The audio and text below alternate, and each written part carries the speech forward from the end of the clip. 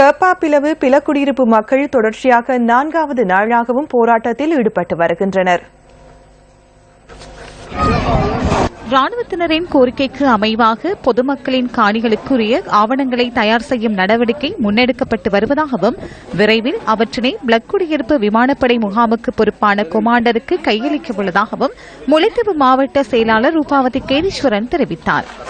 பொதுமக்களின் காணிகளுக்குரிய ஆவணங்களை கோரப்பட்டுள்ளதாகவும் காணிகளை விடுவிப்பதாக விமானப்படையினரால் இதுவரை எந்தவித உறுதிமொழியும் வழங்கவில்லை எனவும் அவர் சுட்டிக்காட்டியுள்ளார். பிளக்குடியிருப்பு விமானப்படை முகாம் அமைந்துள்ள காணியில் பொதுமக்களுக்கு சொந்தமான காணி அடையாளப்படுத்தப்பட்டுள்ளதாக மாவட்ட செயலாளர் குறிப்பிட்டார். மாவட்ட செயலகத்தில் காணப்படும் ஆவணங்களை அடிப்படையாக கொண்டு பொதுமக்களுக்கான காணி அடையாளம் காணப்பட்டுள்ளதாக மாவட்ட அரசாங்க அதிபர் ரூபாவதி கேதீஸ்வரன் குறிப்பிட்டுள்ளார். அதற்கமைய பிளக்குடியிருப்பு பகுதியில் சுமார் 42 ஏக்கர் காணி பொதுமக்களுக்கு சொந்தமானது என அடையாளம் காணப்பட்டுள்ளது.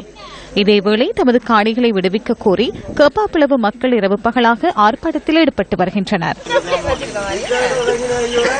இது இலகுவாக தீர்க்கக்கூடிய பிரச்சனை என்னென்று புதிய இடத்தில் ஒரு ஆற்றலை எடுத்துரைக்கணும் என்னுடைய வேண்டுகோள். ஏன் இவ்வளவு தூரம் இழுத்தடிக்கிறார் சொல்ல முடியவில்லை.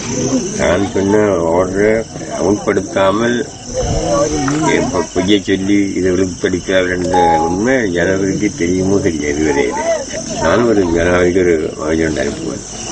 அவ்வாறாயினும் முல்லைத்தீவு கேப்பாப்பிலவு பிளக்குடியிருப்பு பகுதி மக்கள் 4வது நாளாக இன்றும் தொடர் கவனஈர்ப்பு போராட்டத்தில் ஈடுபட்டு வருகின்றனர். மக்களுக்கு சொந்தமான காணியை விடுவிக்குமாறு வலியுறுத்திய இந்த கவனஈர்ப்பு போராட்டம் முன்னெடுக்கப்பட்டு வருகின்றது.